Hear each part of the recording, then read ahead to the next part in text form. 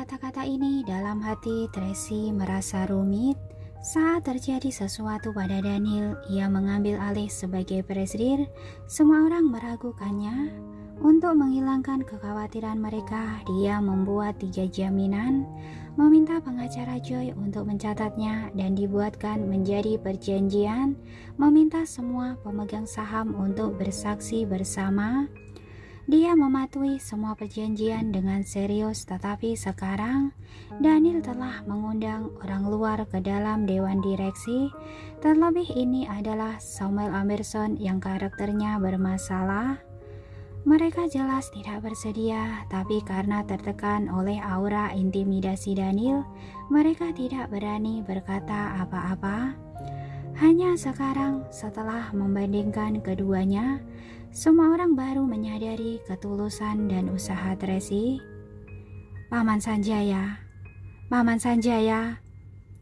Yang paling berlebihan adalah Cody. Dia mendekat sambil hampir menangis. Dirinya mengeluh dengan penuh emosi. Tolong katakan sesuatu pada Percy Daniel. Dia tidak tahu terkena hipnotis apa oleh keluarga Anderson. Mau menggantikan orang sendiri. Sekarang bahkan mau membiarkan Samuel bergabung dalam dewan direksi. Dengan begini, kelak grup Waylands bukannya akan menjadi milik keluarga Anderson. Bagaimana bisa? Sekarang, kamu baru tahu situasinya genting. Sanjaya memelototinya dengan marah. Saat itu, Tracy mengabdikan dirinya untuk melindungi grup Waylands. Tapi kamu terus mempersulitnya, bahkan membantu orang luar menekannya. Aku tidak... Sekarang bukan waktunya untuk membicarakan hal ini. Lebih baik kita urus masalah utama. Tracy melirik kerumunan orang, mengerutkan kening dan bertanya, Direktur Tony, mana? Direktur Tony tadi dibuat emosi oleh presidir. Sekarang sedang istirahat di ruang medis. Winnie berkata dengan mata merah.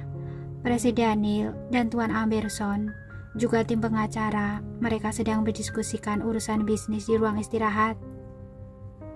Baru selesai berkata, pintu ruang tunggu kecil dalam ruang rapat terbuka. Billy dan Samuel keluar dengan bangga. Hartono melihat Billy, dia tidak bisa menahan diri untuk tidak melebarkan matanya dengan heran dan berkata dengan gugup, Sial, benar-benar mirip. Kalau tidak mirip, bagaimana bisa menakuti begitu banyak orang? Lily mengerutkan kening. Billy dan Samuel keluar, semua orang mundur. Para dewan direksi memandang mereka berdua dengan rasa takut dan tidak tenang. Tapi kedua orang ini malah terlihat seperti seorang pemenang, memandang Tracy dan mencibir. Billy langsung bertanya, apa yang kamu lakukan di sini? Tracy melihat dirinya yang tidak tahu malu, hatinya merasa sangat gasal, tapi dia tetap tenang dan berkata langsung, aku rasa rapat dewan hari ini perlu diadakan kembali. Aku tidak setuju orang luar bergabung dengan dewan direksi. Cih! Samuel tertawa terbahak-bahak seolah mendengar lelucon yang sangat lucu. Kamu tidak setuju. Apa kamu punya hak untuk tidak setuju? Billy memandangnya dengan mengejek. Bisnis, saham, dan aset kekayaanmu telah aku ambil kembali. Sekarang kamu tidak memiliki hak untuk berbicara di grup Waylands ataupun grup Skywheel. Secara pribadi, kita telah bercerai. Kamu tidak berhak ikut campur dalam urusanku. Mendengar kata-kata ini, semua dewan direksi berkeringat dingin. Semua orang memandang Tracy bertanya-tanya bagaimana dia akan melawan. Benarkah? Tracy tersenyum melirik tim pengacara di belakang Samuel dan berkata kepada pengacara Joy, panggil tim pengacara kita kemari. Mari kita hitung utang bersama. Hitung utang? Utang apa? Billy mengerutkan kening. Samuel juga menyipitkan matanya, tidak tahu trik apa yang dimiliki Tracy. Baik, Nona Tracy. Pengacara Joy segera memanggilnya. Meskipun perjanjian ini sederhana dan jelas pengacara Joy dapat menanganinya sendiri, tetapi keluarga Amerson memiliki tim pengacara, jadi akan lebih baik jika mereka memanggil lebih banyak orang. Melihat Tracy punya cara menghadapinya, semua orang tidak bisa menahan kegembiraannya. Semua orang menantikannya, menunggunya bertindak menghadapi Samuel. Samuel mengedipkan mata pada Billy. Billy segera mengeluarkan perintah. Tracy Moore, kamu bukan orang keluarga Wellens. Kamu tidak berhak menghadiri rapat dewan. Silakan keluar. Saat dia berbicara, dia memberi isyarat, antar tamu. Baik. Beberapa pengawal segera maju hendak mengusir Tracy, tapi Lily, Hartono, dan pengawal lainnya segera melindunginya. Apa yang kalian lakukan? Kalian mau memberontak?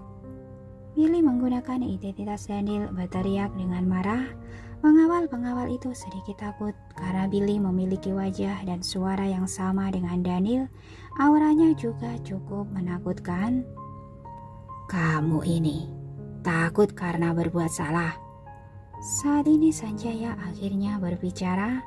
Dia menatap Billy dengan dingin dan berkata dengan marah, Tracy mengatakan bahwa dia ingin menghitung utang. Maka hitunglah di depan semua orang. Kamu kenapa begitu panik? Paman Sanjaya, Billy mengerutkan kening dengan tidak senang. Aku sudah bilang, Anda sakit. Seharusnya tinggal di rumah dan istirahat dengan baik. Anda sudah tua, kenapa datang ke sini untuk ikut campur? Sebelum Tuan Besar meninggal, dia menyerahkan keluarga Wellens padaku. Beliau memintaku untuk menjaga keluarga ini. Aku tidak bisa membiarkannya begitu saja. Sanjaya berteriak dengan penuh emosi. Sejak berdirinya grup Wellen, semua dewan direksi adalah pendiri awal yang mengikuti Tuan Besar. Sekarang kamu ingin membiarkan orang luar bergabung.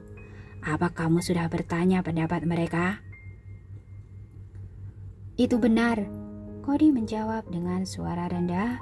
Billy meliriknya. Cody segera menundukkan kepala dan menutup mulutnya, tidak berani bernafas. Aku adalah pemimpin grup Wellens. Aku berbuat demikian karena punya alasan tersendiri. Billy malas bicara dengan mereka.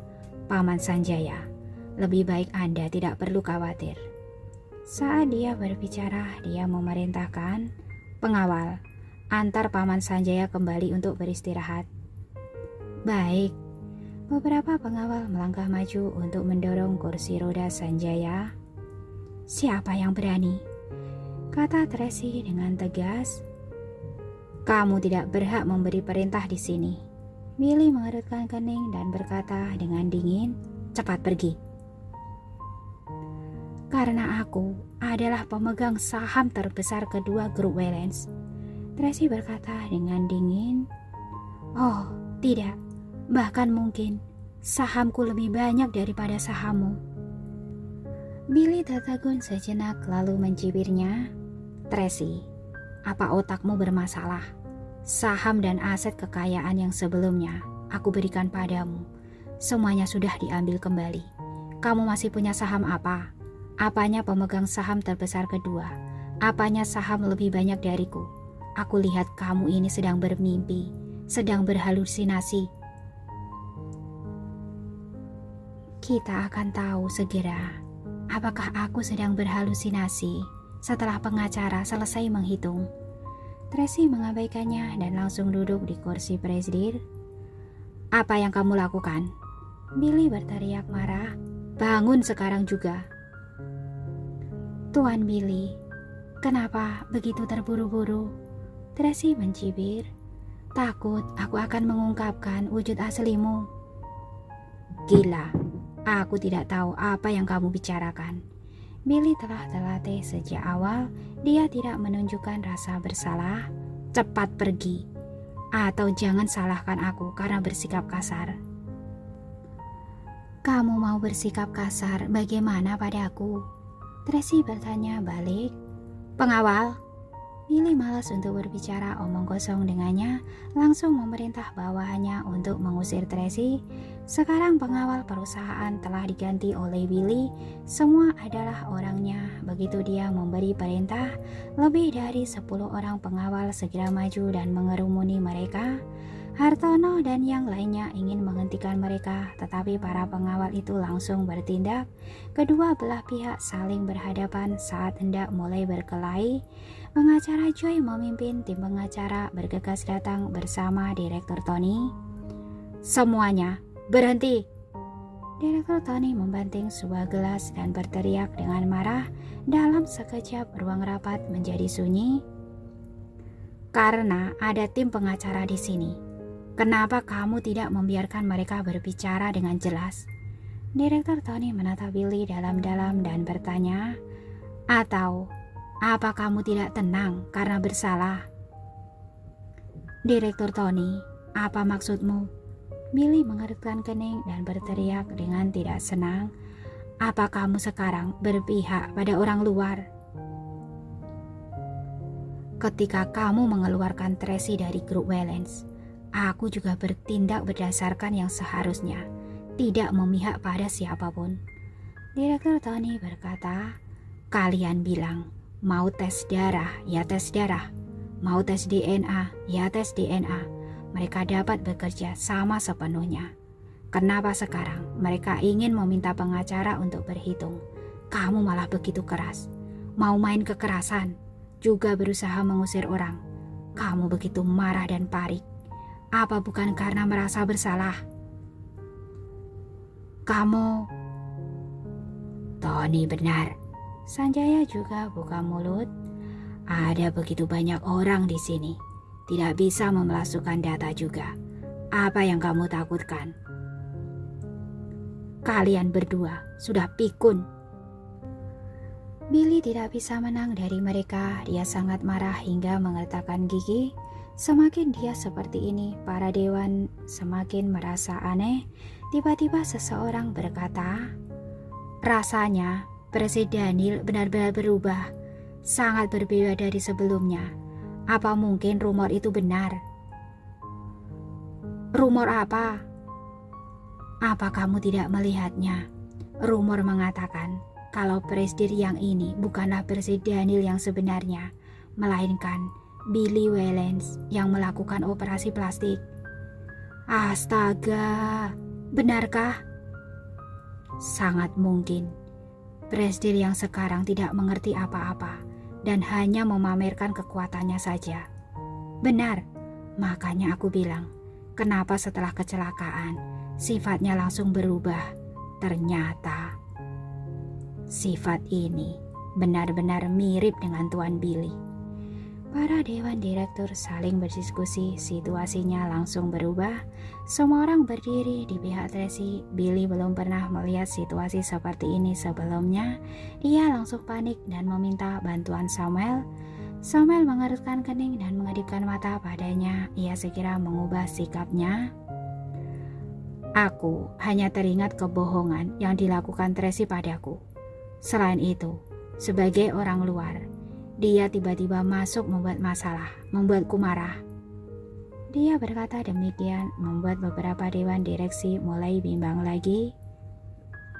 Karena Direktur Tony dan Pawan Sanjaya sama-sama ingin melihat perhitungan ini. "Kalau begitu, mari kita lihat." Billy mencibir, "Aku ingin lihat apa yang bisa dia hitung." Mendengar itu, semua orang mengalihkan perhatian mereka pada Tracy. Tracy mengeluarkan kontrak dan surat pernyataan, meletakkannya di atas meja dan berkata dengan lantang, "Pengacara Joy, tolong kamu dan tim pengacara Skywell periksa apakah kedua perjanjian ini berlaku atau tidak." "Surat perjanjian?" Billy segera mendekat. "Perjanjian apa?" Hartono dan yang lainnya segera melindungi di depan Tracy, mencegahnya mendekat. Pengacara Joy dan tim pengacara Skywell maju mendekat untuk memeriksa kedua surat perjanjian tersebut dan segera mengumumkan dengan penuh semangat, "Kedua surat perjanjian ini memang ditinggalkan oleh Presiden Daniel. Tidak hanya ada tulisan tangannya di atas perjanjian tersebut, tetapi juga sidik jarinya. Berdasarkan keterangan pada surat perjanjian, mulai dari tanggal, bulan, tahun, Presiden Daniel harus memberikan setengah dari seluruh pendapatannya kepada Tracy, yaitu Nona Tracy Moore tanpa persyaratan. Apa? Sebelum pengacara Joy selesai berbicara, Billy langsung melompat bangun dari kursinya dan berkata dengan penuh emosi, "Apa kalian tidak salah? Ini semua bisa dipalsukan. Ini jelas bukan aku yang menulisnya." "Tentu saja bukan kamu yang menulisnya, karena kamu bukanlah Daniel." Tracy menatapnya dengan dingin. "Kamu adalah Billy." "Gila!" Billy tiba-tiba menjadi marah. "Kalau kamu sembarangan bicara lagi, aku akan menuntutmu karena fitnah." Grup Skywheel pasti masih punya tanda tangan dan sidik jari yang ditinggalkan oleh Daniel sebelumnya, kan? Kalian semua dapat memeriksanya, Tracy berkata dengan lantang. "Selain itu, aku ingat Daniel dulu melakukan pemeriksaan fisik setiap tahun. Data sampel darahnya, harusnya perusahaan ada catatannya." Dia menunjuk ke surat perjanjian pelunasan utang yang ditandangani Daniel saat itu. Sidik jari di atas perjanjian ini dibubuhkan langsung oleh Daniel dengan darahnya sendiri. Kalian dapat mengambil sampel darah untuk membandingkannya. Mendengar kata-kata ini, Lily sangat bersemangat. "Benar, rumah sakit punya sampel darah Presiden Daniel. Aku dapat segera melakukan pemeriksaan darah itu." "Kamu telah berkhianatiku dan bekerja sama dengan Tracy. Apa kami masih bisa mempercayai kata-katamu?" Billy masih berusaha berdebat. "Semuanya, Tracy menyuap bawahanku. Sekarang bahkan menghasut Direktur Tony dan Paman Sanjaya untuk menentangku. Kalian jangan percaya padanya." Para dewan direksi yang hadir saling berdiskusi dan kebingungan. Mereka tidak tahu harus percaya pada siapa. Dilihat dari segi penalaran, Tracy selalu masuk akal, tetapi dari segi perasaan, mereka bagaimanapun juga tidak percaya bahwa Daniel akan mengkhianati perusahaan. Orang di depan mereka jelas adalah Daniel Wellens. Kalau dibilang operasi plastik itu terlalu tidak realistis dan terlalu dramatis, mereka tidak tahu harus berbuat apa. Katanya, grup Wellens adalah perusahaan besar. Aku tidak menyangka ia akan bertindak begitu sembrono. Pada saat itu Samuel berkata, "Masalah aset sebesar itu dapatkah langsung dibagi setengah hanya dengan 2 lembar kertas? Kalau begitu, sekarang aku juga akan membuat satu. Apa juga akan dibagikan setengah hartanya?" "Kamu..." Tracy menggetakkan giginya dengan marah. "Sekarang, jangankan tanda tangan dan sidik jari. Bahkan, orang pun dapat dikloning dan dipalsukan." Samuel mencibir. "Dengan 2 lembar kertas, mau membagi setengah dari aset harta kekayaan. Sungguh hal yang lucu." "Sepertinya masuk akal juga." Para dewan mulai bimbang. Cody melihat kanan kiri, dia tidak tahu lagi harus berpihak pada siapa. "Aku membawa dana untuk berinvestasi dan menjadi pemegang saham. Kalian masih mengatakan bahwa aku orang luar, tidak membiarkanku bergabung dengan dewan direksi. Tapi bagaimana dengan dia? Bukankah dia juga orang luar?" Samuel menunjuk ke arah Tracy. "Anaknya bukanlah darah daging Daniel. Keluarga Moore juga adalah musuh bebuyutan keluarga Wellens. Dia mengambil setengah aset kekayaan dan menghancurkan keluarga Wellens. Apa untungnya bagi kalian?" Ini... Tiba-tiba semua orang tercengang, ada yang tiba-tiba sadar. Tampaknya masuk akal meskipun Samuel bergabung dengan Dewan Direksi ingin mendapatkan sepotong kue, tapi setidaknya dia membawa dana untuk membeli saham, sedangkan Tracy tidak membawa apa-apa malah ingin mengambil setengah dari aset kekayaan yang ada. Kalau dibandingkan tampaknya Tracy lebih kejam. Aku tidak akan mengambil uang-uang itu, Tracy segera berkata. Uang yang Daniel berikan padaku, aku akan mengubahnya menjadi saham dan terus berinvestasi di grup Wellens. Dengan begitu, aku juga salah satu pemegang saham grup Wellens. Kalian lihat bukan? Samuel mencibir mengejek. Ini adalah ambisi liciknya. Pada akhirnya, ini sama dengan niat awalnya untuk merebut aset grup Wellens dan mengendalikan grup Wellens. Kamu... Tracy tidak bisa menang berbicara dengan Samuel. Rubah tua licik ini pandai mengendalikan situasi dan hati orang. Itu benar, Billy segera menambahkan. Jangan tertipu olehnya. Anak-anaknya bukan darah dagingku. Dia dikeluarkan dari perusahaan. Jadi dia menyimpan dendam dan menyuap bawahanku untuk mengincar aset grup Wellens. Billy Wellens, kamu benar-benar tidak tahu malu. Naomi tidak bisa menahan diri untuk memarahinya. Diam. Billy sangat arogan. Karena semua orang meragukan perjanjian ini, mari kita lakukan pemeriksaan. Tracy sudah melakukan persiapan.